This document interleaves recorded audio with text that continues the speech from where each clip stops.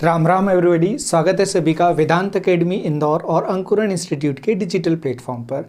हम लोग बात करने वाले हैं आज कार्य और ऊर्जा की। कार्य और ऊर्जा टीईटी एग्ज़ाम्स के लिए ख़ास तौर से, और जिसमें सबसे ख़ास एग्ज़ाम होगा एमपी टेट और सी टेट, क्योंकि सी टेट में भी साइंस पूछा जाता है, एमपी टेट में भी पूछा जाता है। और एमपी टेट में शायद इसको 12th यूनिट में रखा गया है। सी टेट के सिलेबस के अकॉर्डिंग नहीं पता है अभी कौन सी यूनिट पर ये आता है, लेकिन इसके न्यूमेरिकल तक वहाँ पर पूछे जाते हैं और एज इट इज़ एग्जाम्पल हमें देखने को मिलते हैं एनसीईआरटी से। तो हमने कोशिश की है कि आपको सीधे एनसीईआरटी से कनेक्ट किया जाए, जिससे एटलीस्ट इससे थ्योरी आप पढ़कर हम 2-3 बार चीज़ों को रिपीट करेंगे तो हो सकता है ऐसा कि आपको एग्जाम्पल सीधे सीधे वहाँ पर दिखाई दें, जो बहुत बेनिफिशियल होगा यदि आप अपने नोट्स या रिवीजन वगैरह नहीं भी कर पाते हैं। चूंकि जो एडगर डेल का मॉडल था कि हमें दृश्य श्रव्य जो होता है वो हमें ज़्यादा समझ में आता है, उससे ज़्यादा होता है खुद करके देखते हैं। तो दृश्य श्रव्य से तो आपको एटलीस्ट ये कुछ समय तक याद रहेगा। तो हम कोशिश करते हैं कि आपको ये बहुत लंबे समय तक याद रहे, एटलीस्ट तब तक जहाँ तक आप पास हो जाओ। तो आज स्टार्ट करते हैं हम कार्य और ऊर्जा। कार्य ऊर्जा का ये हमारा फर्स्ट लेक्चर है। इसके बाद एक सेशन और होगा जिसमें ऊर्जा के विभिन्न स्वरूपों और उनके उत्पादन कन्वर्जन पर काम किया जाएगा, जो 10th क्लास का टॉपिक है। तो फिलहाल हम इसे स्टार्ट करते हैं। कार्य कार्य क्या होता है? कार्य की अगर हम बात करें, जो सजीव हैं, जिंदा रहने के लिए कुछ ना कुछ क्रियाकलाप वो करते रहते हैं, जैसे खाना पीना, दैनिक जो क्रियाएं हैं जीवित रहने के लिए, जो आज मनुष्य भौतिक वाद है इसके बावजूद भी ये वो करता है, और 100 साल पहले, 500 साल पहले, 800 साल पहले भी वो वैसा करता था जीवित रहने के लिए। उन्हें कहा जाता है जैव प्रक्रम। तो जीवित रहने के लिए सजीवों को अनेक मूलभूत गतिविधियां करनी पड़ती हैं, उन्हें कहा जाता है जैव प्रक्रम। अब जैव प्रक्रम हमने देखा, जैव प्रक्रम में बच्चों के लिए और फिर पेड़ पौधों के लिए या जानवर, सभी के लिए जैविक जो प्रक्रम होता है वो अलग अलग या थोड़ा बहुत मिलता जुलता रहता है। कठिन क्रियाकलापों में अधिक ऊर्जा खर्च होती है। कठिन क्रियाकलाप किसे कहा जाएगा? जिसमें बहुत सारी मेहनत हमें करनी पड़ती है, उसे सामान्यतः कठिन क्रियाकलाप कहा जाता है। जंतुओं के लिए भी कहा जाता है, वो भी क्या करते हैं, जो दैनिक क्रियाकलाप है वो सभी करते हैं। बोझा ढोना, गाड़ी खींचना, ये जानवरों का काम होता है। अब हम अगर मशीन की बात करें तो मशीन की कहानी भी कुछ ऐसी ही रहती है। यदि मशीन को एग्जिस्टेंस में रहना है, उसे अपनी लाइफ बचाकर रहनी होती है, तो उसे कुछ ना कुछ काम करना पड़ता है। आप सोचो, यदि कोई मशीन बंद पड़ जाती है तो आप कहीं ना कहीं सोचने लगते हो इसे उठा के कबाड़े में बेच देते हैं या इसको ठीक करवा लेते हैं। मतलब ये वर्किंग कंडीशन में होना चाहिए तो ये आसपास रहे, अदरवाइज क्या करो, चाहे स्क्रैप में कटवा दो, कबाड़े वाले को दे दो, हटाओ इसको। तो मशीन भी कहीं ना कहीं क्या करती है, कुछ काम करती है। तो सजीव और मशीनों को ऊर्जा की आवश्यकता क्यों होती है? अब यहाँ पे हमने देखा ये कुछ ना कुछ काम करते हैं। अब हम आगे देखें, अब ये कार्य होता क्या है? कार्य क्या होता है? दैनिक जीवन में जिस रूप में कार्य शब्द का प्रयोग किया जाता है, जो कोई भी बोल देता है क्या कर रहा, काम कर रहा हूँ, मैं अपना काम कर रहा हूँ, मैं काम पर जा रहा हूँ। तो दैनिक जीवन में जो काम शब्द का उपयोग किया जाता है वो, और जो वैज्ञानिक शब्द कार्य है, दोनों को कार्य बोल सकते हैं, कार्य कर रहे हैं अपना, तो दोनों में डिफरेंस होता है। वो हमें समझना है कि क्या डिफरेंस होता है, तब हम वैज्ञानिक शब्द कार्य को समझ पाएंगे। यहाँ पर हम वैज्ञानिक शब्द कार्य के बारे में चर्चा करने वाले हैं। अब कहीं पर सुनने को मिलता है कठोर काम करने के बावजूद भी कार्य नहीं होता है। कठोर काम क्या कहा जाएगा? जैसे एग्जाम की तैयारी आप लोग कर रहे हो, आप 18-18 घंटे में भी अभी पढ़ रहे हो, 15-15 घंटे आप लोग पढ़ाई कर रहे हो, सिलेबस अपना तैयार करना, लेक्चर्स देखना, नोट्स बनाना, हाईलाइट करना उनको, इस तरह से आप लगातार काम कर रहे हो, लेकिन फिर भी इसे कार्य नहीं कहा जाता है। जो वैज्ञानिक कार्य है वो नहीं माना जाता है। अब आप समझें इसमें क्या कहानी बनती है अपनी।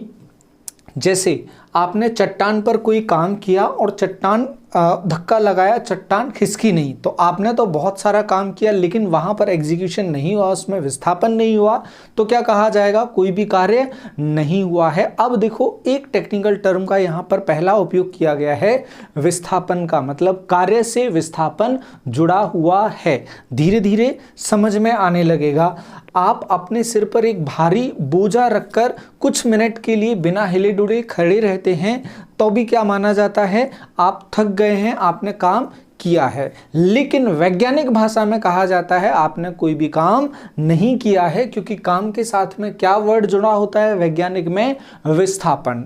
तो आगे देखेंगे हम, जैसे हम सीढ़ियां चढ़ते हैं, सीढ़ियों पर चढ़कर जाते हैं, इमारत की कुछ मंजिल ऊपर पहुंच जाते हैं, पेड़ पर चढ़ते हैं, ऊपर पहुंच जाते हैं, तो इन क्रियाकलापों में हमें लगता है बहुत सारा काम हुआ है। तो जो फील होता है और जो वैज्ञानिक तौर पर है वो उन दोनों में क्या है, डिफरेंस है। अब थोड़ा सा और करीब जाने की कोशिश करते हैं। अपने दैनिक जीवन में हम किसी भी लाभदायक शारीरिक या मानसिक परिश्रम को कार्य समझते हैं। जो हमारा दैनिक जीवन है उसमें हम क्या करते हैं, शारीरिक या मानसिक कोई भी काम किया उसे हम क्या समझने लगते हैं, काम समझने लगते हैं। जैसे एग्जाम देना, जब एग्जाम देने बैठते हैं 3 घंटे एग्जाम पेपर देकर जब बाहर निकलते हैं तो लगता है एग्जॉस्ट हो गए, मानसिक उसमें कार्य किया है, लेकिन उसे वैज्ञानिक कार्य में शामिल नहीं किया जाता है। मैदान में खेलना, मित्रों से बातचीत करना, धुन गाने सुनना वगैरह तमाम है। विज्ञान में हम कार्य शब्द को अलग प्रकार से प्रयोग और परिभाषित करते हैं। उसके लिए एग्जाम्पल यहाँ पर लिए हैं। उपरोक्त अनुच्छेदों में हमने अनेक क्रियाकलाप देखे। किसी वस्तु पर कार्य किया गया है, वस्तु पर क्या घटित हो रहा है, कार्य कौन कर रहा है, ये आपको क्या करते हैं इस क्रियाकलाप में देखना है। तो वहाँ पर ज़्यादा नहीं था क्रियाकलाप में, इसलिए हमने उसे ज़्यादा हाईलाइट भी नहीं किया। अब चलते हैं हम कार्य की वैज्ञानिक संकल्पना पर। जो एक्चुअली में वर्क हमें पढ़ना है हम उस पर चलते हैं दैनिक जीवन से आगे बढ़ के। विज्ञान के दृष्टिकोण से हम कार्य को किस प्रकार देखते हैं। किसी सतह पर रखे एक गुटके को धकेलें, गुटका कुछ दूरी तय करता है, गुटके पर कुछ बल लगाया गया जिससे गुटका विस्थापित हो गया, इस स्थिति में कार्य हुआ है। हम कार्य हुआ कब मानते हैं, जब किसी वस्तु पर बल लगाया जाता है और उस वस्तु में विस्थापन हो जाता है, उसमें थोड़ी सी वो डिस्प्लेस हो जाती है, अपने स्थान से दूसरे स्थान पर चली जाती है, तब हम मानते हैं हमने कोई भी कार्य किया है, अन्यथा कार्य नहीं माना जाता है, या हम बोलें कार्य को शून्य कहा जाता है। अब इसको और थोड़ा सा आगे, एक लड़की किसी ट्रॉली को खींचती है और ट्रॉली कुछ दूर तक चलती है। लड़की ने ट्रॉली पर बल लगाया और वह विस्थापित हुई, इसलिए क्या कहा जाएगा, यहाँ पर लड़की ने कार्य किया है। एक पुस्तक को किसी ऊंचाई पर उठाइए, ऐसा करने के लिए आपको बल लगाना पड़ेगा। पुस्तक ऊपर उठती है, पुस्तक पर एक बल लगाया गया तथा पुस्तक गतिमान हुई, इसलिए कार्य हुआ है। आपने नीचे से उसे ऊपर तक उठाया, नीचे से ऊपर तक उठाया, आपने काम किया, उसने कुछ विस्थापन तय किया, कुछ दूरी तय की, तो आपके काम, आपने जो बल लगाया उसने वो डिस्प्लेसमेंट लेकर आया, विस्थापन लेकर आया, इसी आधार पर आप क्या कह रहे हैं, कार्य हुआ है। तो कार्य के लिए कौन सी दशाएं जरूरी हैं, 2 दशाएं जरूरी हैं। कार्य के लिए 2 दशाएं कौन सी जरूरी हैं, वर्क इज इक्वल टू क्या होगा, काम के लिए कौन सी दशाएं, बल का लगना और वस्तु का विस्थापित होना। वर्क क्या होगा, F into D, F into D, बल गुणा विस्थापन। बल भी लगना चाहिए और विस्थापन भी उसमें होना चाहिए, तो ही हम बोलेंगे वहां पर कार्य हुआ है, अन्यथा कार्य नहीं हुआ है। तो कार्य कितने फैक्टर्स पर निर्भर करता है, 2, लगाए गए बल पर और विस्थापन पर। विस्थापन जितना अधिक होगा कार्य उतना अधिक होगा, बल जितना अधिक लगेगा कार्य उतना अधिक होगा। दोनों समानुपाती हैं, इस पर क्वेश्चन पूछा जा सकता है। एक बैल किसी गाड़ी को खींच रहा है, गाड़ी चलती है, गाड़ी चलेगी, मतलब क्या हो रहा है, बैल ने बल लगाया, बल भी है और चल भी रही है, मतलब वहां पर काम हुआ है। गाड़ी एक बल लग रहा है तथा गाड़ी कुछ दूर चली, क्या आपके विचार में स्थिति में कार्य हुआ है, हाँ यहाँ पर कार्य हुआ है। अब हम चलें आगे कंडीशन पर। एक नियत बल द्वारा किया गया कार्य, जब बल विस्थापन की दिशा में लग रहा है, कोई निश्चित बल विस्थापन की दिशा में लग रहा है, तब हम बोलेंगे ये जो काम हुआ है, यहां जो काम हुआ है वो क्या होगा, तो वर्क होगा बल गुणा विस्थापन, W is equal to F into S। वहां पर D लिखा था डिस्प्लेसमेंट, यहां पर S लिखा है क्योंकि S लिखा जाता है विस्थापन को जो गति के समीकरण है उसमें, इसलिए यहां पर S का यूज किया है और आगे भी आप समझ जाओगे S का यूज क्यों किया है। अब हम देखें यहां पर F इंटू एस। अब एग्जाम्पल कैसे पूछे जाते हैं, बिल्कुल सीधे सीधे एग्जाम्पल पूछे जाते हैं।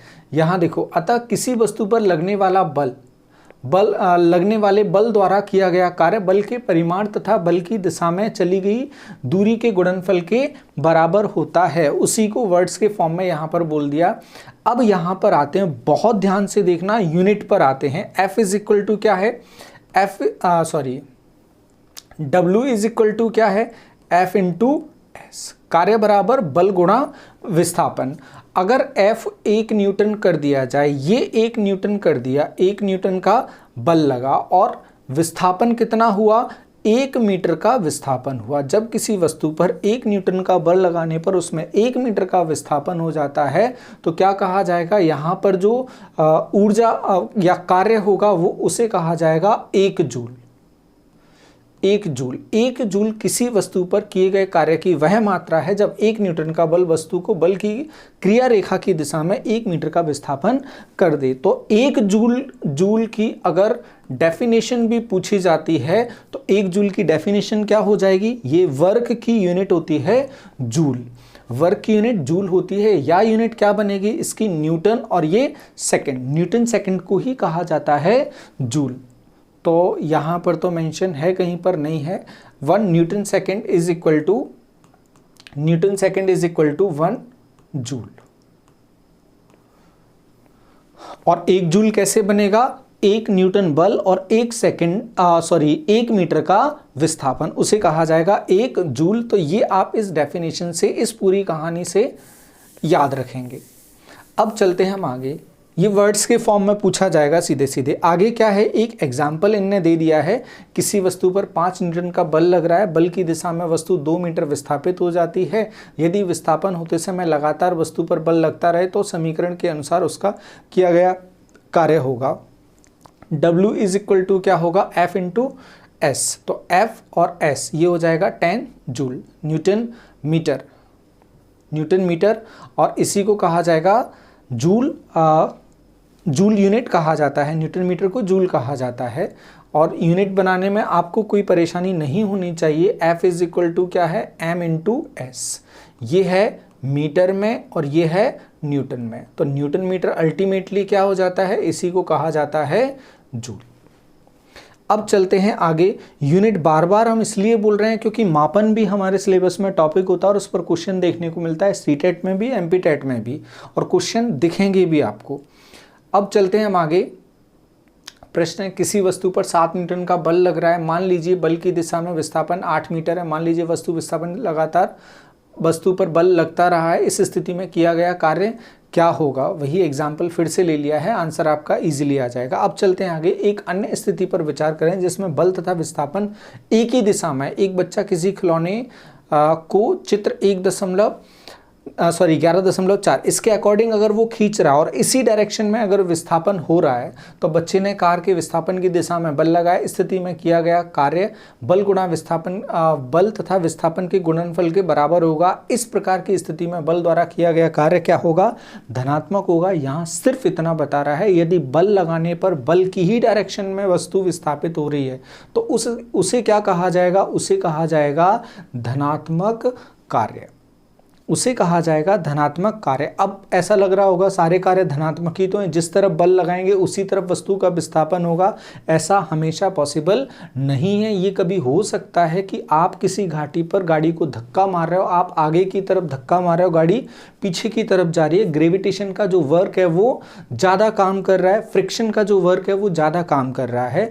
तो जो वर्क है वो किसी भी डायरेक्शन में काम कर सकता है, बल लगाने की दिशा के विपरीत दिशा में भी वो काम कर सकता है। यही यहाँ पर समझाने की कोशिश की गई है कि वस्तु समान वेग से किसी नियत दिशा में गति कर रही है, धक्का उसे मार दिया है, लेकिन वस्तु क्या हो रही है, अवमंदित हो रही है, उसकी गति कम हो रही है। क्यों हो रही है, क्योंकि सरफेस से जो घर्षण लग रहा है, गाड़ी आगे जा रही है, घर्षण पीछे की तरफ लग रहा है। घर्षण वस्तु को क्या कर रहा है, रोकने की कोशिश कर रहा है, और बल आगे की तरफ लगाया जा रहा है वस्तु को जाने के लिए और वो पीछे की तरफ खींच रहा है। दोनों कैसे से डायरेक्शन में है, 180 डिग्री अपोजिट हैं और वो ज़्यादा है, इसलिए अल्टीमेटली जाके कार क्या होगी, रुक जाएगी या वस्तु आगे जाके रुक जाएगी। इसलिए कहा जाएगा जो वर्क जो एक्टिंग फोर्स है, पीछे की तरफ घर्षण का जो बल है, वो उसके विपरीत दिशा में काम कर रहा है। अब चलेंगे, सिर्फ इससे इतना समझना है, आपको ऑप्शन मिलेगा कार्य धनात्मक होता है, ऋणात्मक होता है, शून्य होता है या कुछ भी संभव है।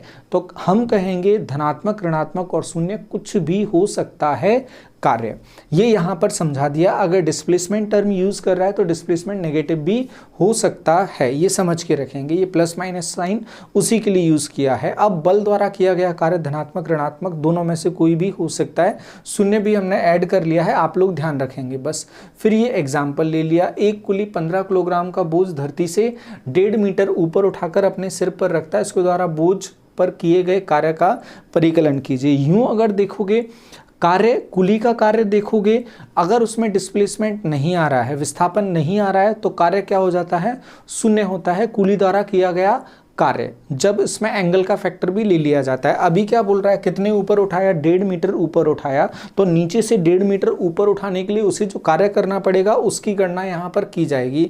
वो क्या होगा, m 15 किलोग्राम और विस्थापन 1.5, तो W is equal to Fs। लेकिन फोर्स लग रहा है यहाँ पर, फोर्स क्या लग रहा है, किसके विरुद्ध उठाया, उसने उठाया वस्तु को अर्थ के अगेंस्ट। तो जो फोर्स होगा, फोर्स क्या होगा, उसका भार होगा। भार क्या होता है, ये W होता है mg। ग्रेविटेशन के अगेंस्ट इसे उठाया, ये नेगेटिवली काम करता है, नेगेटिवली काम करता है, तो mg आ गया इसकी जगह पर और ये रहा डिस्प्लेसमेंट। तो मास कितना है इसका, द्रव्यमान कितना, 15 किलोग्राम द्रव्यमान है इसका।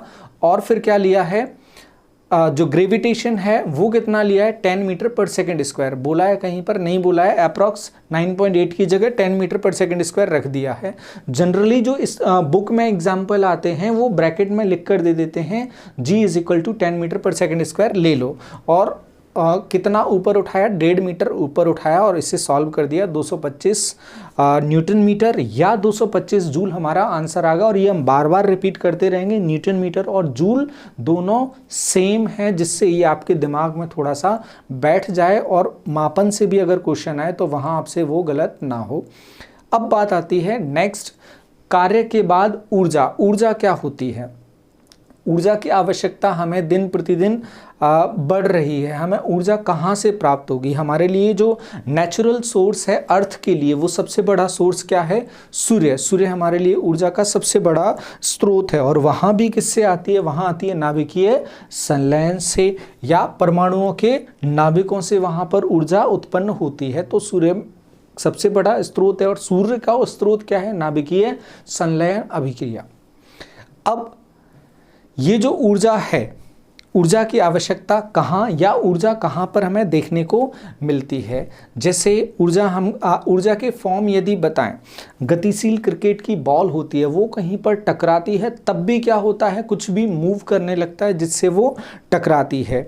वस्तु किसी निश्चित ऊंचाई से अगर गिराई जाती है, निश्चित ऊंचाई से यदि गिराई जाती है तो भी वो क्या करती है, नीचे कुछ ना कुछ काम वो कर देती है।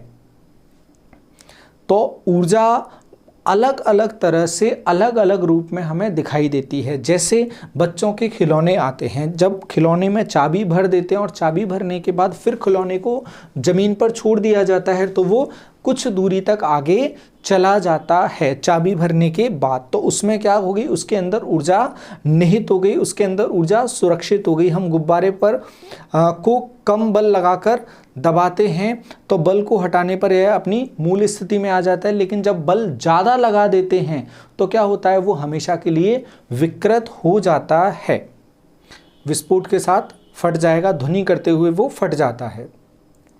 अब देखें, यदि किसी वस्तु पर कार्य करने की क्षमता यदि किसी वस्तु में कार्य करने की क्षमता है तो कहा जाता है कि इसमें ऊर्जा है। या सीधे सीधे हम डेफिनेशन पर जाएं, कार्य करने की क्षमता को ऊर्जा कहा जाता है। कार्य करने की क्षमता को ऊर्जा कहा जाता है। अब इसको और सिंपल कैसे समझें, जिस वस्तु पर कार्य किया जा रहा है उसमें ऊर्जा में वृद्धि होती है। देखो, एक सिस्टम आप लो, ये कोई ऑब्जेक्ट है, ये है ऑब्जेक्ट 1, ये है ऑब्जेक्ट 2।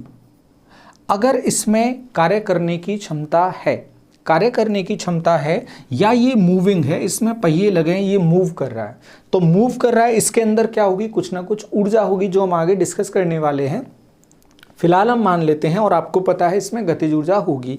ये ऑब्जेक्ट जाके इससे टकराएगा, ये ऑब्जेक्ट इससे टकराएगा तो ये अपनी ऊर्जा का क्या करेगा, स्थानांतरण करेगा, अपनी ऊर्जा स्थानांतरित करेगा। तो ये क्या होगा, थोड़ा डिस्प्लेस होगा या नहीं भी होगा, लेकिन ये क्या करेगा, ये अपनी ऊर्जा को इसमें क्या करेगा, स्थानांतरित करेगा। तो वही यहाँ पर मेंशन किया गया है, वस्तु कार्य करती है उसमें ऊर्जा की हानि होती है, ये ऊर्जा किस में कन्वर्ट हो जाएगी, कार्य में कन्वर्ट हो जाती है।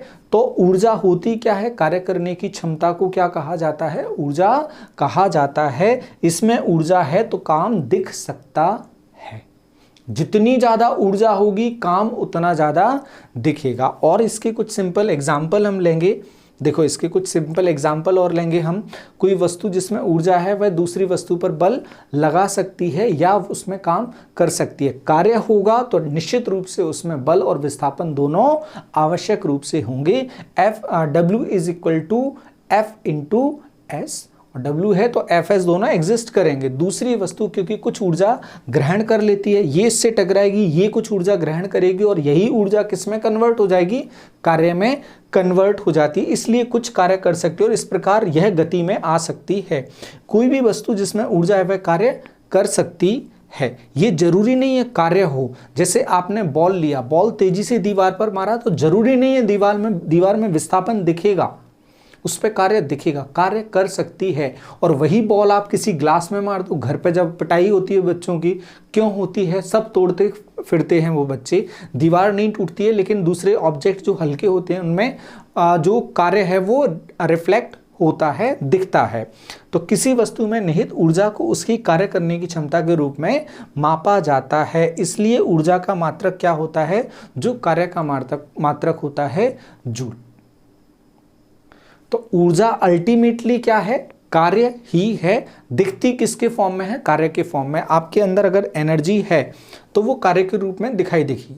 अब कभी कभी ऊर्जा की मात्रा जब ज़्यादा होती है, क्योंकि ऊर्जा को हम बड़े फॉर्म पर बात करते हैं, जैसे एनर्जी प्रोडक्शन वगैरह के लेवल पर बात करते हैं, तो वहाँ पर बड़ी इकाई की हमें ज़रूरत होती है, तो वहाँ किलो जूल का यूज़ कर लेते हैं। और किलो का मतलब होता है 3 0, तो यहाँ पर 1000 जूल को क्या बोल दिया जाएगा, 1 किलो जूल। अब आते हैं ऊर्जा के रूप पर, ऊर्जा किस किस रूप में पाई जाती है।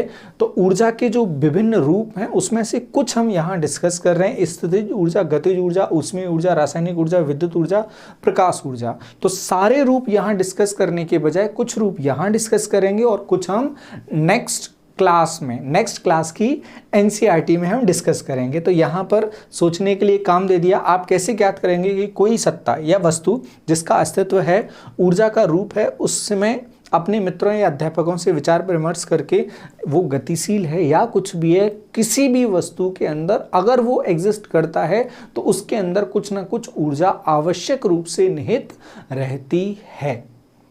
कागज जलाओगे तो उसके अंदर से ऊर्जा निकलेगी। कागज, बहुत सारे कागज इकट्ठे हो जाएंगे, नीचे गिरेंगे तो भी वो प्रेशर बनाते हैं। तो ऊर्जा सभी के अंदर निहित रहती है, जिनमें थोड़ा बहुत भी कार्य करने की क्षमता हो, ऐसा हमें लगता है। अब ऊर्जा के बारे में बताया किसने, ऊष्मीय प्रभाव किसने दिया था, तो जूल ने बताया था और ऊष्मीय प्रभाव के बारे में नियम बनाया था। उन्होंने ऊर्जा संरक्षण को प्रयोगात्मक रूप से सत्यापित किया था, इसलिए जो ऊर्जा की इकाई है वो क्या मान ली जाती है, जूल मान ली जाती है। तो ऊर्जा और कार्य की इकाई जूल है, ये आप ध्यान रखेंगे। अब बात करते हैं हम गतिज ऊर्जा की। एक गेंद अगर आप लेंगे, एक बॉल आपने ली, थोड़ी सी भारी है, या जो क्रिकेट की बॉल है या दूसरी रबर की बॉल हम मान लें, इतनी बड़ी बॉल ली हमने और हमने उसे गिराना स्टार्ट किया। हम उसे गिराएंगे, या तो आप तराजू वगैरह कुछ भी लें और उस पर रीडिंग देखें, डिजिटल उस पर रीडिंग देखें। आप एक हाइट से गिराएं, फिर हाइट बढ़ाएं, फिर हाइट बढ़ाएं, फिर हाइट बढ़ाएं।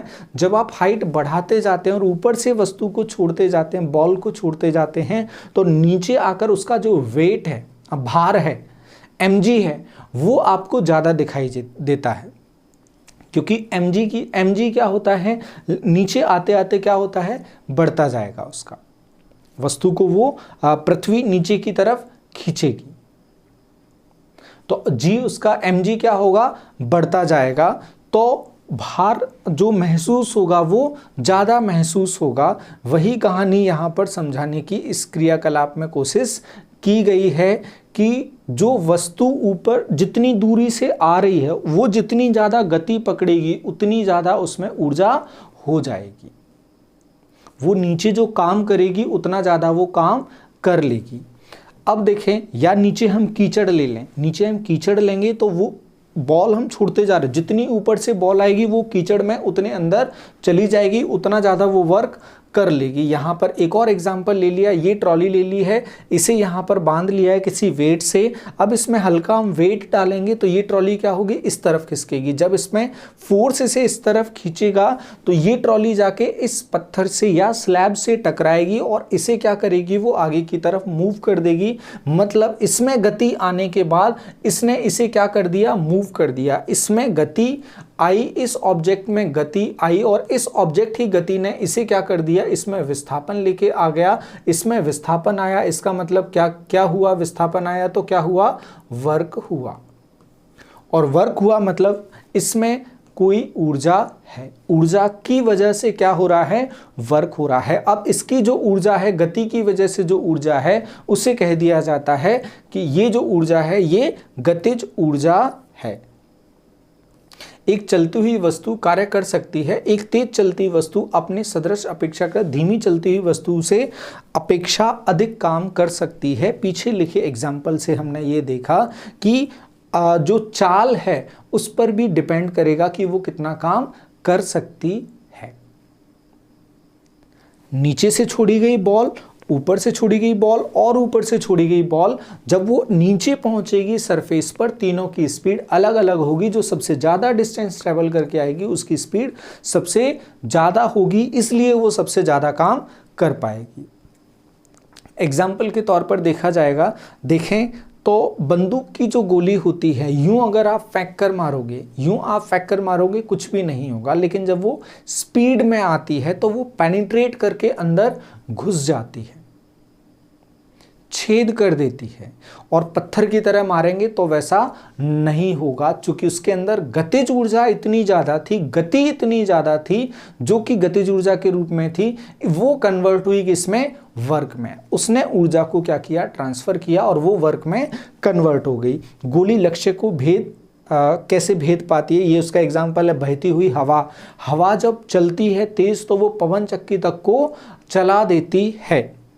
फिर गतिशील वस्तुओं में ऊर्जा होती है, ठीक है। फिर गिरता हुआ नारियल, गतिशील कार वगैरह, इन सब तमाम एग्जाम्पल्स लिए जा सकते हैं जो काम करने में सक्षम होते हैं। पेड़ को गिरा देते हैं, एक्सीडेंट वगैरह बहुत भयानक होते हैं, खासे काम उनमें देखने को मिलता है। उसमें ऊर्जा का स्थानांतरण होता है, किसी वस्तु में उसकी गति के कारण निहित ऊर्जा को गतिज ऊर्जा कहा जाता है। किसी निश्चित वेग से गतिशील वस्तु की गतिज ऊर्जा उस वस्तु पर इस वेग को प्राप्त करने के लिए किए गए कार्य के बराबर होती है। वापस से इस डेफिनेशन को पढ़ना बहुत इंपॉर्टेंट है। किसी निश्चित वेग से गतिशील वस्तु की गतिज ऊर्जा उस वस्तु पर इस वेग को प्राप्त करने के लिए किए गए कार्य के बराबर होती है। ये ऑब्जेक्ट गति कर रहा है, ये अगर v वेग से गति कर रहा है, v वेग से गति कर रहा है, तो इसमें जो v वेग आया वो किसकी वजह से आया, वो इस पर लगे कार्य की वजह से आया। अब इसको पढ़ना वापस, किसी वस्तु पर वेग किसी वस्तु के निश्चित वेग से गतिशील वस्तु किसी निश्चित वेग से गतिशील वस्तु की गतिज ऊर्जा, इसकी जो गतिज ऊर्जा है इस वस्तु पर इस वेग को प्राप्त करने के लिए किए गए कार्य के बराबर। इसकी जो गतिज ऊर्जा होगी वो क्या होगी, हाफ mv²। ये इसमें ऊर्जा कैसे आई, v वेग अटेन करने के लिए इस पर जो फोर्स लगा, कार्य किया, इसकी वजह से क्या आया, इसमें mv² की ऊर्जा आई, ये इसमें कहा गया है। अब हम आगे चलें। आगे गतिज ऊर्जा को किससे दर्शाया है, V square minus U square is equal to 2s। इसको पढ़ा जाता है V square is equal to U square plus 2as। V square is equal to U square plus 2as। ये गति का समीकरण है, इससे डिराइव किया हमने गतिज ऊर्जा को, और ये आ गया kinetic energy is equal to half mv square. गतिज ऊर्जा आ जाएगी हाफ mv स्क्वायर। इस पर न्यूमेरिकल क्या हमें सीधे सीधे देखने को मिल सकते हैं या नंबर चेंज करके देखने को मिल सकते हैं। गतिज ऊर्जा स्थिति में परिवर्तन के हिसाब से 15 किलोग्राम द्रव्यमान की एक वस्तु 4 मीटर पर सेकंड के एक समान वेग से गतिशील है, इसकी गतिज ऊर्जा क्या होगी। अब यहाँ पर क्या है, m दे रहा है और v दे रहा है, और सीधे सीधे हम वैल्यू डालेंगे तो हमें क्या मिल जाएगा, 120 जूल मिल जाएगा, और 120 जूल हमारा आंसर बन जाएगा। सीधे सीधे यहाँ पर ज़्यादा कुछ भी हमें नहीं करना है। अब देखें एक और एग्जाम्पल हमने देखा, एक और एग्जाम्पल में हमने लिया गतिज ऊर्जा को अलग अलग स्थितियों में। यदि किसी कार का द्रव्यमान 1500 किलोग्राम है तो उसके वेग को 30 किलोमीटर प्रति घंटे से 60 किलोमीटर प्रति घंटे तक बढ़ने में कितना कार्य करना पड़ेगा। अब इसे कहाँ तक ले गए हम, 1500 किलोग्राम उसका वेट है, पहले पहुंचे ये कितने तक, 30 किलोमीटर प्रति घंटे तक, फिर पहुंचिए 60 किलोमीटर प्रति घंटे तक। तो पहले हमें देखना होगा कि 30 तक कितना काम करना पड़ा था, फिर हमें देखना पड़ेगा 60 तक कितना काम करना पड़ेगा, और उन दोनों का डिफरेंस बताएगा 30 से 60 पर कितना काम करना पड़ा। क्योंकि यहाँ पर 30 पर हम उसे रेफरेंस पर 0 नहीं मान सकते, 30 से नहीं निकाल सकते, 0 से 30 का अलग होगा और 30 से 60 का अलग होगा, 60 से 100 का अलग होगा, ये अलग अलग रहता है। इस बात को बस ध्यान रखना, इसी मामले के लिए बस इस पर स्टार लगा के रखना।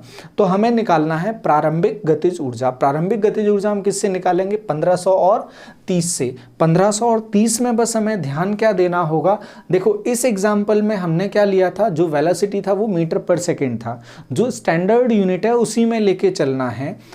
अब यहाँ पर क्या दे रहा है, किलोमीटर पर आवर दे रहा है, और MKS में नहीं लेना है, मीटर में लेना है, मीटर किलोग्राम और सेकंड में लेना है, और यहाँ किलोमीटर में दे रहा है तो अपन को इसको कन्वर्ट करना पड़ेगा, किलोमीटर पर आवर को मीटर पर सेकंड में कन्वर्ट करना पड़ेगा। तो मीटर पर सेकंड में हम कन्वर्ट करेंगे, किलोमीटर पर आवर को कितने से गुणा करना पड़ेगा, 5/18 से। 5/18 से गुणा करोगे इसमें तो ये कहानी क्या बन जाएगी, 30 × 5/18, 5/18। 3 से काट दोगे ये 6 आ जाएगा, 3 से काट दोगे ये 10, ये आ जाएगा 3 और ये आ जाएगा 5, 25/3, 25/3। और ये कितना आ जाएगा, 60 का आ जाएगा 5/18। 6 से काटोगे ये 3 बार और 6 से इसको काटोगे 10 पंजे 50/3, उसी का डबल 25/3 और 50/3। अब हम चलें आगे, देखो 30 ये 25/3 आ गया, इसी को यूज करना है। v आ गया 50/3। अब अपन निकालते हैं प्रारंभिक गतिज ऊर्जा, हाफ mv स्क्वायर से निकालेंगे m, वही 1500 किलोग्राम, और ये 25/3 से आ गई प्रारंभिक गतिज ऊर्जा जो 30 मीटर प्रति सेकंड तक की जरूरत थी। अब 0 से 60 तक कितनी ऊर्जा लगेगी, 625 000, ये 156 250/3। अब इनका अंतर क्या होगा, 30 से 60, ये तो 30 तक, ये 60 तक, अंतर निकाला हमने, क्या आ गया 156 250, 156 250, ये जस्ट उसका क्या आया, डबल आया। ये आ जाएगी हमारी जो गतिज ऊर्जा 30 से 60 तक हमें लगी। अब हम चलें आगे, काम पर चले हम स्थितिज ऊर्जा पे। ये थी गतिज ऊर्जा और इस पर जो क्वेश्चंस पूछे जा सकते थे। अब हम चलें स्थितिज ऊर्जा पर। स्थितिज ऊर्जा क्या होती है, स्थितिज ऊर्जा समझने से पहले कुछ हम एग्जाम्पल लें। जैसे हमने एग्जाम्पल लिया रबड़ का, रबड़ हमने लिया और उसे एक सिरे से खींच दिया। आपको बिल्कुल आपके बचपन स्कूल की कहानी याद आ जाएगी। आपने रबड़ को पकड़ के खींचा और बस ये होता है कौन सबसे पहले छोड़ेगा, और जो होशियार होगा वो पहले छोड़ देगा। तो पहले छोड़ेगा, फिर क्या होगा, वो वस्तु उसी स्टेट में जाने की, उसी स्थिति में, अवस्था में जाने की कोशिश करेगी जिस अवस्था में वो पहले थी। तो रबड़ की यही कहानी रहती है, वापस आपने छोड़ा और काम उसने करना शुरू कर दिया। ये रबड़ की स्थिति थी। यही स्थिति किसकी रहती है? स्प्रिंग की। स्प्रिंग को हमने खींचा और कोई भी एक सिरा छोड़ेंगे, वापस उसी स्टेट में वो पहुंचने की कोशिश करती है, उसी अवस्था में जाएगी। खिलौने में चाबी भरते हैं हम, चाबी वो भी भरी जाती है स्प्रिंग के फॉर्म में। जब हम उसको गाड़ी को छोड़ देते हैं तो स्प्रिंग जाकर वापस से अपनी जो रेस्ट स्टेट है, जिसे शांति की अवस्था कह सकते हैं, शांत अवस्था कह सकते हैं, वहां पर वो पहुंच जाती है और रुक जाती है। किसी वस्तु को एक निश्चित ऊंचाई तक अगर हमने उठाया, निश्चित ऊंचाई तक उठाया, तो उसमें अपने आप काम करने की क्या होती है, कुछ क्षमता आ जाती है। वो नीचे आने की कोशिश करती है, वापस आने की कोशिश करती है। अगर वो फ्रीली आती है तो उसमें वर्क हमें देखने को मिलता है। वस्तु पर किए गए कार्य के कारण इसमें ऊर्जा संचित हो जाती है। किसी वस्तु को स्थानांतरित की गई इस ऊर्जा इसमें स्थितिज ऊर्जा के रूप में संचित होती है।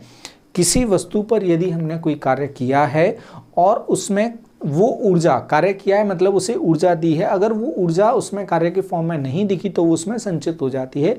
उदाहरण के तौर पर ये जो पेन है, इसे उठा के पैनल के नीचे से उठा के यहाँ ले जाके चिपका दिया जाए। अब इस पे काम तो हुआ है, काम तो हुआ है। यहाँ से अगर इसे छोड़ा जाएगा, जब ये यहाँ वापस आएगा तो इसमें वही काम यहाँ से नीचे सरफेस पर पहुँचेगा तो काम का रिफ्लेक्शन इसमें दिखेगा।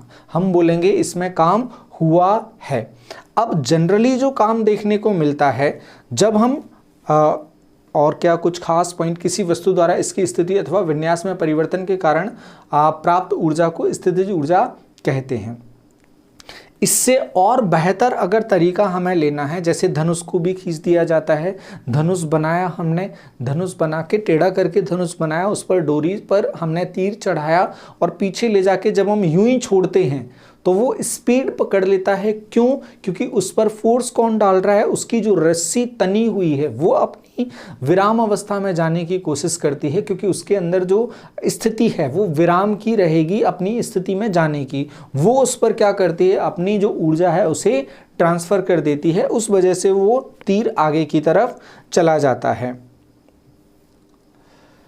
इसमें किसी ऊंचाई पर वस्तु की स्थितिज ऊर्जा, अब यहाँ पर बोल दिया स्थिति की वजह से जो ऊर्जा होती है उसे स्थितिज ऊर्जा कहा जाता है। लेकिन यदि कोई वस्तु किसी ऊंचाई पर है तो उसमें जो ऊंचाई की वजह से ऊर्जा निहित होगी उस ऊर्जा को कहा जाएगा स्थितिज ऊर्जा। जो हमने एग्जाम्पल अभी लिया वो स्थितिज ऊर्जा है उसकी। तो गुरुत्व बल के विरुद्ध जो काम किया हमने वही किस फॉर्म में उसके अंदर रहेगा, वही उसमें स्थितिज ऊर्जा के फॉर्म में स्थितिज ऊर्जा के रूप में रहेगा।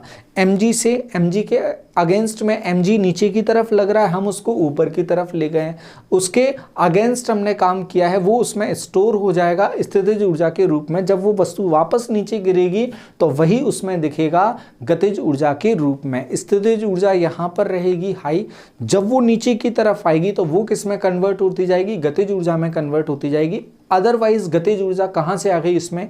आपने तो ऊर्जा संरक्षण पढ़ा है कि ऊर्जा हमेशा संरक्षित रहती है। ये पेन हमने ऊपर ले जाके रख दिया और इस जगह से ले जाकर अगर हम छोड़ेंगे तो जब ये नीचे की तरफ आएगा तब हम बोलेंगे इस वस्तु के अंदर गतिज ऊर्जा है, क्योंकि हाफ m है इसके अंदर और v भी है, तो हम बोलेंगे गतिज ऊर्जा इसके अंदर है। वो कहाँ से आई? स्थितिज ऊर्जा इसके अंदर थी, वो कन्वर्ट होती जा रही है गतिज ऊर्जा में। भूमि से ऊपर किसी बिंदु पर किसी वस्तु की गुरुत्वीय स्थितिज ऊर्जा को उस वस्तु की भूमि से उस बिंदु तक उठाने में गुरुत्वीय बल के विरुद्ध किए गए कार्य द्वारा परिभाषित की जाती है। बड़ी सिंपल सी बात है, गुरुत्वाकर्षण के विरुद्ध आपने जितना कार्य किया वही क्या हो जाएगी? उसकी ऊर्जा हो जाएगी। अब आगे चलें, m द्रव्यमान की एक वस्तु पर विचार करके देखें। h ऊंचाई तक उठाया, आपको बस याद क्या रखना है? याद रखना है आपको जो स्थितिज ऊर्जा है, कार्य यहाँ पर बल गुणा विस्थापन, कार्य होता है बल गुणा विस्थापन, तो ये हो जाएगा mgh। mg क्या होगा? गुरुत्वाकर्षण के अगेंस्ट काम कितनी हाइट तक? h हाइट तक। वही क्या कहलाती है? उसकी स्थितिज ऊर्जा कहलाती है, पोटेंशियल एनर्जी। वही उसकी पोटेंशियल एनर्जी है, पोटेंशियल एनर्जी। क्योंकि वस्तु पर किया गया कार्य mgh के बराबर है, इसलिए वस्तु को mgh इकाई के बराबर ऊर्जा उपार्जित होती है। ठीक है, EP पोटेंशियल एनर्जी के फॉर्म में इसको लिखा जाता है। ठीक है, अब इसमें सिर्फ इतना बताया, सापेक्षिक स्थिति के हिसाब से ऊर्जा को देखा जाता है कि किस पॉइंट से किस पॉइंट तक ले जाया जा रहा है। जीरो या रेफरेंस पॉइंट हमें ज़रूर ध्यान रखना पड़ता है कि 10 मीटर पर पहले से थी, 10 से 15 पर ही ले जाया गया है, 0 से 15 पर नहीं लाया गया है। तो बस उस चीज़ का अपन को ध्यान रखना पड़ता है। देखो, किसी वस्तु की किसी ऊंचाई पर स्थितिज ऊर्जा भूमि तल या उसके द्वारा चुने गए शून्य तल पर निर्भर करती है।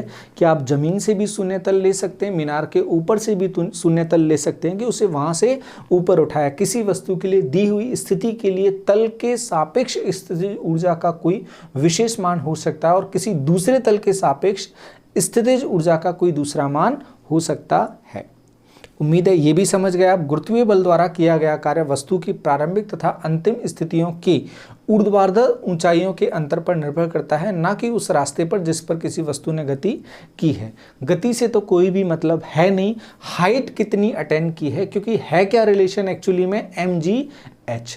तो h किस तरीके से ली है इससे कोई फर्क नहीं पड़ेगा, सिर्फ किस पर डिपेंड करेगा, उसकी हाइट पर। वही यहाँ पर बताने की कोशिश की है। ये h है और ये भी h है, तो इस पाथ से कोई भी फर्क नहीं पड़ेगा, सिर्फ स्थितिज ऊर्जा किस पर डिपेंड करेगी, h पर। इन दोनों जो बॉडीज हैं यहाँ पर, दोनों की जो स्थितिज ऊर्जा है वो समान होगी, क्योंकि दोनों की ऊंचाई समान है। अब एग्जाम्पल ले लिया, 10 किलोग्राम द्रव्यमान की एक वस्तु को 6 मीटर की ऊंचाई तक उठाया जाता है, mgh, और g ले लिया जाएगा 10।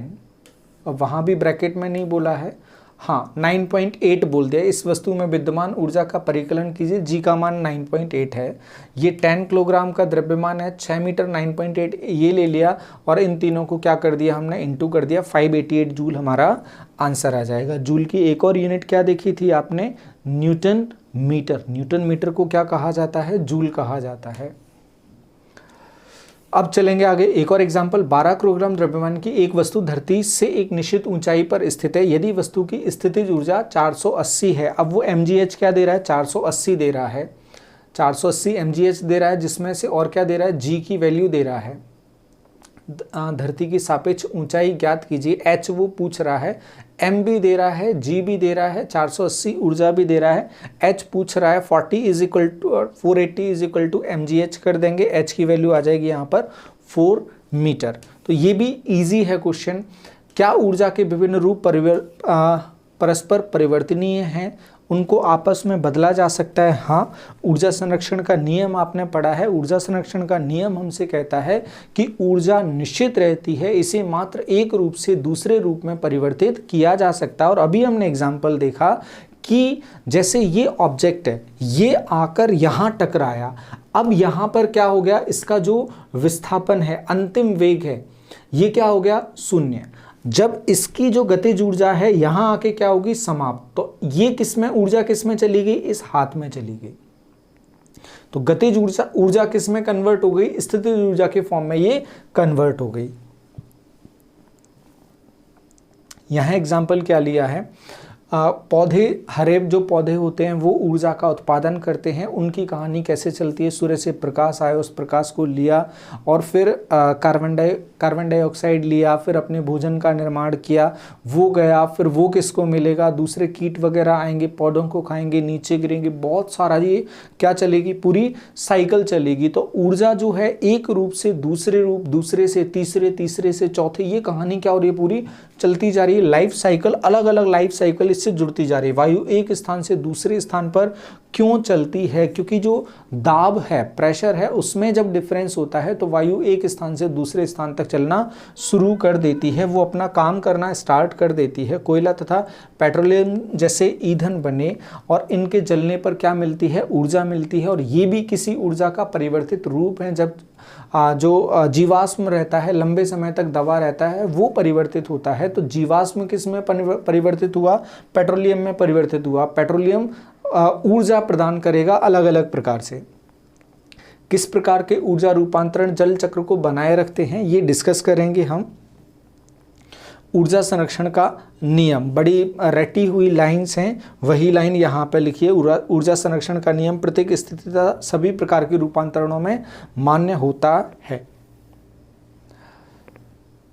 अब कोई भी बॉडी होगी उसकी जो ऊर्जा होती है वो निश्चित या फिक्स रहती है, इसलिए हम कहते हैं स्थितिज ऊर्जा और गतिज ऊर्जा कैसी रहती है, अचर रहती है, कांस्टेंट रहती है। बस एक को दूसरे को पहले में कन्वर्ट कर किया जा सकता है, लेकिन दोनों का जो योग होता है वो हमेशा कांस्टेंट रहता है। किसी पिंड के मुक्त रूप से गिरते समय इसके पथ में किसी बिंदु पर स्थितिज ऊर्जा में जितनी कमी होती है गतिज ऊर्जा में उतनी ही वृद्धि होती है। ये सिर्फ सिंपल सी इतनी बात बोल रहा है कि एक यहाँ पर कोई वस्तु टंगी हुई थी और ये जमीन है, यहाँ पर जब ये वस्तु आती है यहाँ पर उसकी जो गतिज ऊर्जा है, काइनेटिक एनर्जी है, काइनेटिक एनर्जी क्या है, 0। जब वो वस्तु स्वतंत्र रूप से नीचे गिरेगी तो क्या होगा, काइनेटिक एनर्जी क्या होगी, गतिज ऊर्जा बढ़ेगी। और जो स्थितिज ऊर्जा है, जो उसकी स्थिति की वजह से ऊर्जा है, वो ऊर्जा क्या होगी, उसमें कम होगी, क्योंकि स्थिति क्या हो रही है, उसकी लगातार बदल रही है, लगातार तेजी से स्थिति बदलेगी, मतलब उसकी जो स्थिति की ऊर्जा है वो कम होती जाएगी। तो एक कम होगी, दूसरी बढ़ेगी। स्थितिज ऊर्जा कम होगी, काइनेटिक एनर्जी बढ़ेगी, मतलब स्थितिज ऊर्जा किस में जा रही है, काइनेटिक एनर्जी में जा रही है, लेकिन दोनों मिलाकर क्या होंगे, कांस्टेंट होंगे। बस इसी लाइन को यहां पर बोल दिया कि जो पोटेंशियल एनर्जी है वो कम हो रही है, वो उतनी ही मात्रा में कम होगी जितनी मात्रा में काइनेटिक एनर्जी बढ़ रही है। अब चलें हम आगे।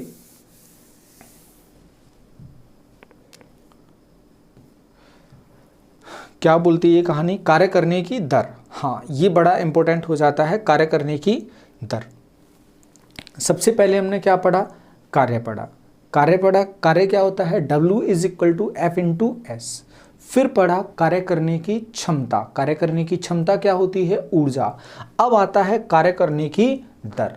आप लोग ध्यान रखना, चाहो तो इस तरह से बना सकते हो, यहां बना लेना कार्य और इस तरह से ऊपर आ जाएगा क्षमता और यहां आ जाएगा दर।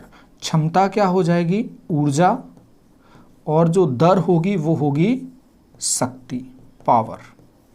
इस तरह से लिख लेना, कहीं भी कॉपी पर बना लेना, जो भी खुचुर पुचुर। अब ये हो गया है कार्य, क्षमता, ऊर्जा। कार्य करने की क्षमता को क्या कहते हैं, ऊर्जा। कार्य करने की दर को क्या कहते हैं, शक्ति। इसे आप बना लेना तो इजीली आपको ये कंफ्यूजन नहीं रहेगा कौन क्या है, या बाद में भूलने की कहानी। और रिलेशंस लिखते जाना दोनों के अलग अलग। ऊर्जा में दोनों ऊर्जा बना लेना, गतिज ऊर्जा और स्थितिज ऊर्जा। गतिज ऊर्जा का फॉर्मूला, स्थितिज ऊर्जा का फॉर्मूला। अब हम चलते हैं कार्य करने की दर। कार्य करने की दर क्या है, कार्य करने की दर, दो बच्चे क्या करते हैं, उनको हमने बोल दिया कि तुम 8 मीटर की ऊंचाई तक पहुंचने के लिए टास्क दे दिया। ए 15 सेकंड में और बी 20 सेकंड में पहुंचता है। देखो दोनों एक निश्चित हाइट तक पहुंचे, मतलब दोनों द्वारा जो कार्य है वो तो समान किया गया है, लेकिन जो टाइम लिया गया वो अलग अलग लिया गया। ए ने जल्दी कर लिया, बी ने थोड़ा सा लेट किया। अब जो ऊर्जा थी दोनों ने क्या की, बराबर ली, लेकिन पर यूनिट टाइम में जो ऊर्जा खर्च की उसने जल्दी काम कर लिया। ऊर्जा को जल्दी खर्च करने वाले ने काम जल्दी कर लिया, ऊर्जा को देर में खर्च करने के वाले ने काम देर से किया। तो जो प्रति समय ऊर्जा को ज्यादा खर्च करेगा उसकी शक्ति क्या होगी, ज्यादा होगी। वो जल्दी ऊर्जा को क्या कर रहा है, वर्क में कन्वर्ट कर रहा है, इसलिए उसकी एनर्जी जल्दी लॉस होती है। इसको थोड़ा सा एक्सप्लोर करके यहां हम समझते हैं। एक शक्तिशाली व्यक्ति किसी दिए हुए कार्य को अपेक्षाकृत कम समय में पूरा कर सकता है, क्योंकि वो अपनी एनर्जी को बहुत जल्दी क्या करेगा, लॉस कर देगा। लॉस करने का मतलब है वर्क में कन्वर्ट कर देगा, इसलिए शक्तिशाली व्यक्ति काम को जल्दी पूरा कर लेता है। अब चलें वाहनों के बारे में। यदि लें कोई वाहन अगर तेजी से पहुंच रहा है, तेजी से पहुंचने का मतलब है कि उसने टाइम बचाया, पर यूनिट टाइम में उसने एनर्जी का जो लॉस है या एनर्जी का जो यूज है वो ज़्यादा किया, कन्वर्जन ज़्यादा किया। इन वाहनों में वर्गीकरण के आधार पर यह है कि ये कितनी तेजी से ऊर्जा का परिवर्तन या कार्य करते हैं। ऊर्जा का परिवर्तन वही कार्य होगा, शक्ति किए गए कार्य की गति को मापती है। शक्ति एक्चुअली में क्या होती है, काम कितनी तेजी से हो रहा है ये शक्ति का बताना रहता है, पावर का बताना रहता है। कार्य कितनी शीघ्रता से या देरी से किया गया है। कार्य करने की दर या ऊर्जा रूपांतरण की दर को शक्ति कहते हैं। अब ये बात आपके दिमाग में स्थापित हो चुकी है, कोशिश करना ये लंबे समय तक स्थापित रहे, आपके एग्जाम के काम आ जाए। शक्ति क्या होगा? शक्ति होगा काम with respect to time, work with respect to time. अभी भी अपन कहां से चल रहे हैं? कार्य से ही शुरू किया था और अभी भी कार्य पर ही चल रहे हैं। कार्य किसके सापेक्ष? समय के सापेक्ष। P is equal to W upon T. W कार्य, कार्य की यूनिट जो होती है वो क्या होती है? जूल। जूल, यहां टाइम क्या होगा? सेकंड। जूल प्रति सेकंड आ जाता है। शक्ति का मात्रक क्या होता है? वॉट, जिसका प्रतीक होता है W। अब इसे देखो, अब पावर यदि बताना है, पावर का मात्रक क्या ले रहा है? वॉट, या बोलें जूल पर सेकंड। जूल पर सेकंड, और जूल क्या होता है? Newton metre. न्यूटन मीटर वो रहेगा जूल। स्टार्टिंग में देखा था। अब 1 वॉट निकालना है। 1 वॉट निकालना है तो W का कार्य क्या करना पड़ेगा? 1, और टाइम क्या रखना पड़ेगा? 1। तो 1 वॉट की डेफिनेशन कैसे लिखते हैं? उस अभिकर्ता या एजेंट की शक्ति है जो 1 सेकंड में 1 जूल का कार्य करती है। 1 सेकंड में 1 जूल का कार्य करती है, तो पावर क्या हो जाएगी? 1 वॉट। और इसे किस में लिखेंगे? जूल पर सेकंड हो। यदि ऊर्जा के उपयोग की दर जूल पर सेकंड हो तो शक्ति क्या होती है? 1 वॉट होती है। दूसरे फॉर्म में लिख दिया 1 जूल और 1 सेकंड, तो क्या हो जाएगा? 1 जूल पर सेकंड, या सेकंड इनवर्स, उसी को कहा जाता है 1 वॉट। लिखने का तरीका ही बदला और कुछ भी नहीं। 1 वॉट बराबर 1 जूल ऊपर और 1 सेकंड नीचे, तो इसी को बोल दिया 1 जूल पर सेकंड या 1 वॉट, एक ही बात होती है। 1 वॉट 1 जूल सेकंड इनवर्स, ठीक है, कुछ भी नहीं बदला है। बड़ी यूनिट के फॉर्म में लिखना है तो ऊपर किलो जूल लिखा था, यहाँ किलो वॉट लिख लेंगे, 1000 वॉट हो जाएगा। और 1000 वॉट की जगह जूल सेकंड इनवर्स अपन लिख सकते हैं। और ये रिपीट करने का रीज़न ये है कि आपके दिमाग में वो किसी ना किसी तरह से अटका रहे।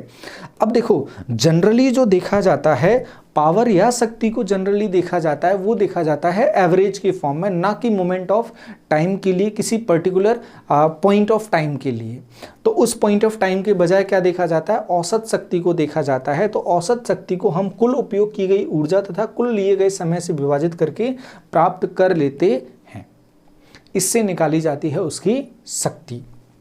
अब इसका यूज़ कहाँ कहाँ पर है, हमें कहाँ कहाँ एग्जाम्पल देखने को मिलते हैं, जहाँ जैसे एक एग्जाम्पल ले लिया, 2 लड़कियां जिनमें से प्रत्येक का भार 400 न्यूटन है। वे भार लिया है 400 न्यूटन, एक रस्से पर 8 मीटर की ऊंचाई तक चढ़ती हैं। हम एक लड़की का नाम ए तथा दूसरी का बी। इस कार्य को पूरा करने के लिए लड़की ए ने 20 सेकंड और लड़की बी ने 50 सेकंड का समय लिया। प्रत्येक द्वारा व्यय की गई शक्ति का परिकलन कीजिए। अब शक्ति किससे निकालेंगे? शक्ति निकालोगे आप, जो पावर है P is equal to W upon T के हिसाब से। अब W आप निकालोगे, W क्या होता है? वर्क क्या होता है? mgh upon T. तो mg कितना? 400 न्यूटन, क्योंकि सीधे सीधे भार दे रहा है वो, जो ग्रेविटेशन के साथ में द्रव्यमान पर लग रहा है। 400 न्यूटन सीधे लिखा जाएगा, mg की जगह 400 न्यूटन। हाइट कितना? 8। टाइम एक में 20 सेकंड और दूसरे में यही कहानी है, टाइम 50 सेकंड। तो ये 160 वॉट आ जाएगा, इसका 64 वॉट आ जाएगा। चलो ठीक है, ये तो अगले एग्जाम्पल की तरफ चलते हैं हम। अगला एग्जाम्पल फिर से कुछ ऐसा ही ले लिया उसने। 50 किलोग्राम द्रव्यमान का एक लड़का एक सोपान पर दौड़कर 45 सीढ़ियां 9 सेकंड में चढ़ता है। प्रत्येक सीढ़ी की ऊंचाई 15 सेंटीमीटर हो, तो उसकी शक्ति का परिकलन कीजिए। जी की जगह क्या रखना है? 10 मीटर पर सेकंड स्क्वायर, क्योंकि यहाँ पर जो भार था वो दे रहा था, यहाँ दे रहा है द्रव्यमान। तो अपन को भार निकालना है, वेट निकालना है, जो mg से निकलेगा, m दे रहा है और g दे रहा है। ये कितना आ जाएगा? 500 न्यूटन आ जाएगा। वही कहानी है, 500 न्यूटन रखा। फिर क्या बोल रहा है? कितनी सीढ़ियाँ? 45 सीढ़ियाँ 15 सेंटीमीटर, दोनों का इंटू करोगे, मीटर में लिखना है तो 6.75 मीटर आ गया ये। और टाइम 9 सेकंड दे रहा है, लिखा अपन ने 375 वॉट, ये आ गया। अब जिससे क्वेश्चन पूछे जाते हैं, ये क्वेश्चंस अभी तक एग्जाम में नहीं दिखे हैं। सामान्यतः दिखते कौन से हैं? ऊर्जा का व्यवसायिक मात्रक, ये हमें दिखता है। व्यवसाय में ऊर्जा कहाँ दिखती है? जो घरों में ऊर्जा आती है वो व्यवसायिक तौर पर हमें दिखती है। जूल ऊर्जा का बहुत छोटा सा मात्रक माना जाता है, इसीलिए किलो जूल की अपन ने बात की थी। फिर उसके बाद बोला गया, अतः यह ऊर्जा बड़ी राशियों को व्यक्त करने के लिए असुविधाजनक है, इसलिए हम ऊर्जा का एक बड़ा मात्रक उपयोग में लाते हैं जिसे किलोवाट कहा जाता है। वॉट को भी किसके फॉर्म में? किलोवाट के फॉर्म में। और वो भी किस? किलोवाट घंटा। किलोवाट घंटा क्या होता है इसको समझना आप। 1 किलोवाट घंटे से तात्पर्य है, मान लीजिए हमारे पास एक मशीन है जो 1 सेकंड में 1000 जूल उपयोग में लाती है। यदि इस मशीन को लगातार 1 घंटे तक 1000 जूल उपयोग में लाती है, लगातार 1 घंटे तक उपयोग किया जाए तो 1 किलोवाट घंटा ऊर्जा व्यय करेगी। या इसको दूसरे तरीके से अपन देखें, 1 किलोवाट घंटा के किसी स्रोत के लिए 1 घंटे तक उपयोग करने में व्यय होगी। 1 किलोवाट क्या होगा, 1 किलोवाट का या 1000 वाट का कोई भी बल्ब 1 घंटे तक यदि चलेगा तो जो ऊर्जा खर्च होगी उसे कहा जाएगा 1 kWh। 1000 वाट का कोई भी बल्ब या 1000 वाट की कोई भी मशीन 1 घंटे तक चलने में जितनी ऊर्जा खर्च करेगी वो कहलाएगी 1 kWh।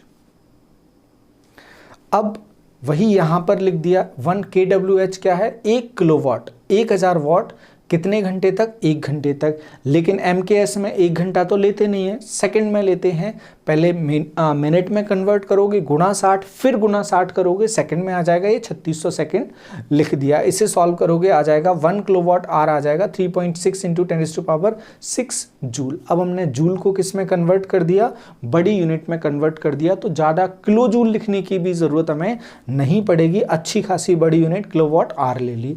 अब इस किलोवाट आर को घर में यूज़ किया जाता है। हमने बता दिया कि 1000 वाट यदि 1 घंटे तक चलता है, 1000 वाट का मतलब 1 किलोवाट 1 घंटे तक चलता है तो 1 यूनिट बनती है, वही कॉमर्शियल यूनिट जो कॉमर्शियल है वो कही जाती है। यहाँ पर क्या बोला है, 60 वाट का एक विद्युत बल्ब प्रतिदिन 6 घंटे चलता है। अब बल्ब द्वारा एक दिन में खर्च कितना, अब देखो बनेगा कितना, 6 घंटे चलता है, 6 घंटे चल रहा है तो एक दिन में कितनी यूनिट बनेगी। अब देखो kWh में आएगा कितना, इसका इसमें इंटू करोगे तो H तो आ जाएगा 60 × 6 360 वाट आर, लेकिन किलो में निकालना है, 1000 से भाग लगाओगे, देखो 360 ये आ जाएगा 360 वाट आर, और 1000 से भाग लगाते ही ये किस में कन्वर्ट हो जाएगा, किलोवाट आर में। इसी में तो देखते हैं अपन यूनिट कितना बन रहा है, तो ये 1000 था, 3 जीरो हटाया कितना 0.36, तो कितना यूनिट बनेगा, 0.36 यूनिट बनेगा इसमें एक दिन का।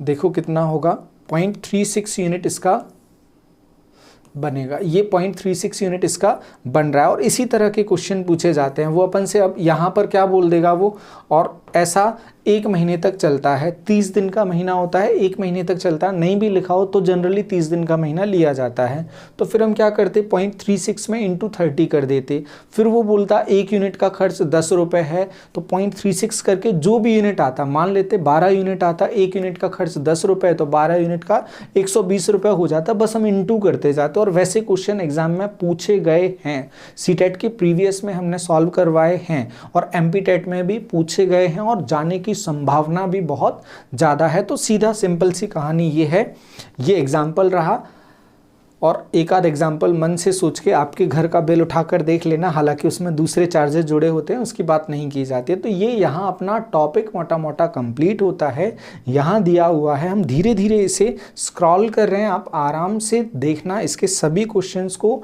सोचने की कोशिश करना, और जो नहीं आए आपको वो कमेंट बॉक्स में डालना या मैसेज में ड्रॉप कर देना, चैट बॉक्स में ड्रॉप कर देना, हम उसको रिप्लाई करेंगे, हम उसका आंसर देंगे। लेकिन उम्मीद की जाएगी ये आपसे बनना चाहिए। ये अभ्यास के लिए प्रश्न दिए गए हैं, सभी स्कूल के लिए ही है, न्यूमेरिकल वगैरह दिए गए हैं। कोशिश करना, आप नहीं आते हैं तो फिर पूछ लेना।